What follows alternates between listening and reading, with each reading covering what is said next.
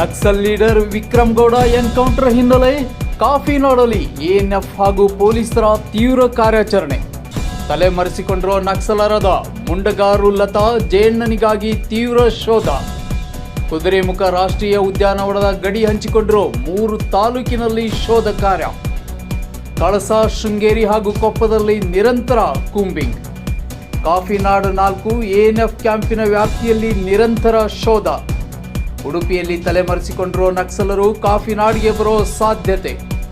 ಕಾಫಿನಾಡು ಕಾಡು ನಾಡಿನೆಲ್ಲೆಡೆ ಎಎನ್ಎಫ್ ಹಾಗೂ ಪೊಲೀಸರ ಹದ್ದಿನ ಕಣ್ಣು.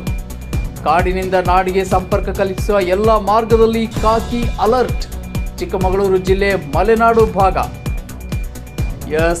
ನಕ್ಸಲ್ ನಾಯಕ ವಿಕ್ರಮ್ ಗೌಡ ಎನ್ಕೌಂಟರ್ ಹಿನ್ನೆಲೆಯಲ್ಲಿ ಉಡುಪಿಯಲ್ಲಿ ತಲೆಮರೆಸಿಕೊಂಡಿರುವ ನಕ್ಸಲರು ಕಾಫಿನಾಡಿಗೆ ಬರೋ ಸಾಧ್ಯತೆ ಇರುವುದರಿಂದ ಕಾಫಿನಾಡಲ್ಲಿ ಎಎನ್ಎಫ್ ಹಾಗೂ ಪೊಲೀಸರ ತೀವ್ರ ಕಾರ್ಯಾಚರಣೆ ಮುಂದುವರೆಸಿದ್ದಾರೆ.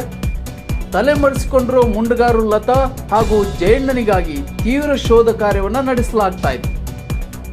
ಕುದುರೆಮುಖ ರಾಷ್ಟ್ರೀಯ ಉದ್ಯಾನವನದ ಗಡಿ ಹಂಚಿಕೊಂಡಿರುವಂಥ ಕಳಸಾ, ಶೃಂಗೇರಿ ಹಾಗೂ ಕೊಪ್ಪದ ಅರಣ್ಯ ಪ್ರದೇಶದಲ್ಲಿ ನಿರಂತರ ಕೂಂಬಿಂಗ್ ನಡೀತಾ ಇದೆ.